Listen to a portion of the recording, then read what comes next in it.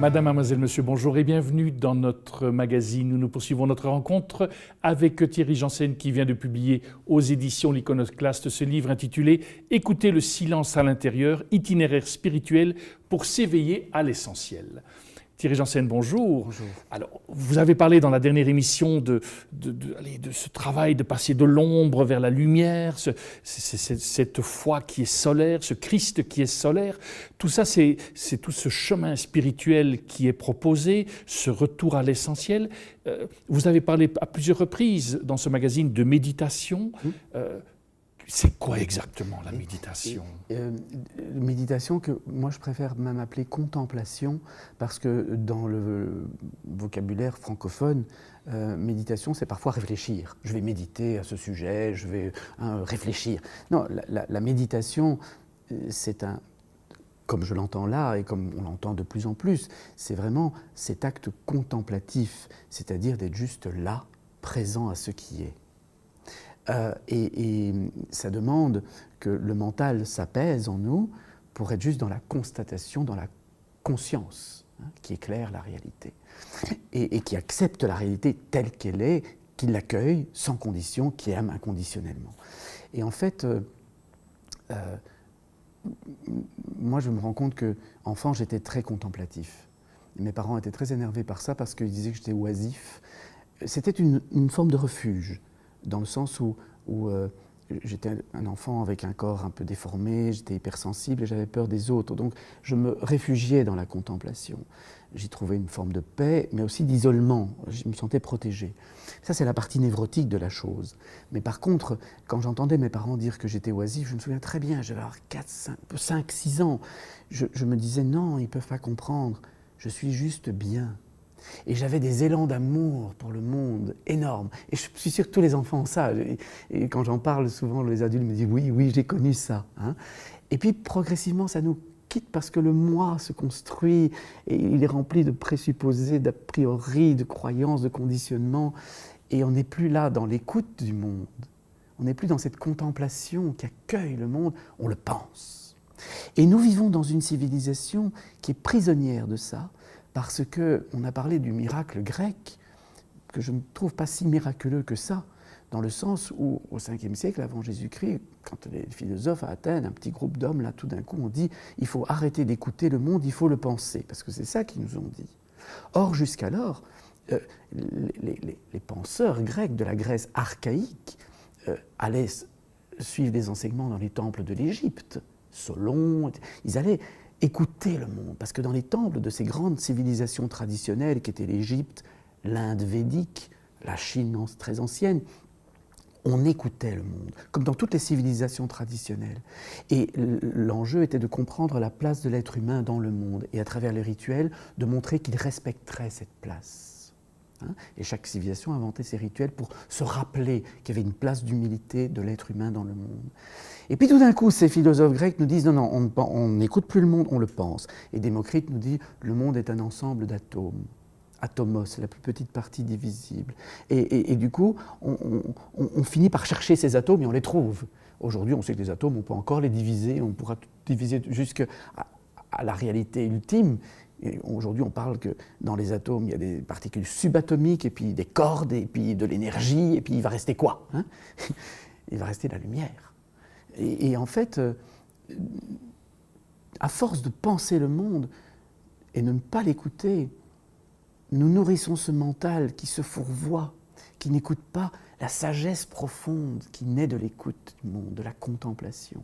Et c'est ça la méditation. Alors aujourd'hui, on a un mouvement qu'on appelle la mindfulness ou la pleine conscience qui se répand vraiment en Occident.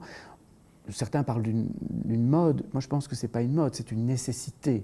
Parce qu'on est tellement dans le mental, on est tellement sollicité au niveau du mental. On a créé un monde d'hyper-sollicitation du mental et de valorisation des activités du mental qu'on voit bien qu'il faut trouver une autre voie parce que les crises qui se profilent à l'horizon de notre civilisation ne sont que le résultat de cette vision mentale séparée, dualiste, névrotique et du moi, moi, moi.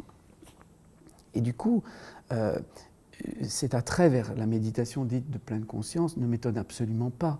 C'est très bon signe, je crois. Seulement, quand on médite, je crois qu'on se rend compte que la méditation dite de pleine conscience devrait d'abord pas s'appeler comme ça. Et d'ailleurs en anglais, on ne dit pas full consciousness, on dit mindfulness. Et le mind, c'est le mental. Donc cette méditation de pleine conscience, c'est plutôt une méditation de plein mental, mais de plein mental conscient de lui-même. Donc de pleine attention. Et c'est cette attention aux phénomènes passagers de l'instant présent, que sont les sensations, les émotions, les pensées, qui traversent le champ de l'attention, c'est cette attention qui fait que le mental s'auto-régule et s'apaise. Mais la méditation nous invite à aller plus profond que cela. C'est qu'une fois le mental apaisé, pour renforcer son apaisement, il faut ouvrir son cœur. Et l'ouverture du cœur, en tout cas dans ma pratique, dans ma vie, qui est très influencée par ce qu'on appelle le tantra étant cette vieille tradition qui vient de l'aube de l'humanité, et même avant sans doute, d'une compréhension profonde de ce que c'est la conscience et l'énergie. Le tantra, c'est le travail de la conscience et de l'énergie. Et ça a inspiré tout l'hindouisme et tout le bouddhisme et toutes les philosophies de l'Orient et toutes les religions de l'Orient qui sont restées connectées à la conscience corporelle, à la manifestation dans le corps de l'énergie. Et avec tous les arts comme le yoga ou le qigong qui rappellent ça et qui sont des pratiques spirituelles qui préparent cette méditation. Mais dans ma compréhension, dans ma vie, mon expérience de cela, ouvrir le cœur, c'est pas simplement avoir de bonnes pensées vis-à-vis des autres, parce que ça reste du mental. Et les bonnes pensées peuvent être remplacées 5 minutes plus tard par de très mauvaises pensées. C'est des gens qui sortent de la messe et ils ont entendu parler d'amour, ils aiment tout le monde, et puis 2 minutes plus tard, ils aiment déjà plus leurs voisins. Ça, c'est du mental. Et si on veut vraiment, je crois, transformer ou révéler l'être tout profond, il faut passer par une méditation qui ouvre le cœur physiquement, énergétiquement. Ça nécessite d'ouvrir la poitrine, de laisser cet espace intérieur se dilater, et sentir cette acceptation sans condition se répandre dans l'être. Tout un travail de respiration. Un travail de respiration, de souffle. Il n'y a pas de spiritualité incarnée sans souffle, sans spiritus. Et en Orient, le yoga, le qigong, ce sont des pratiques du souffle qui permettent cette profonde détente.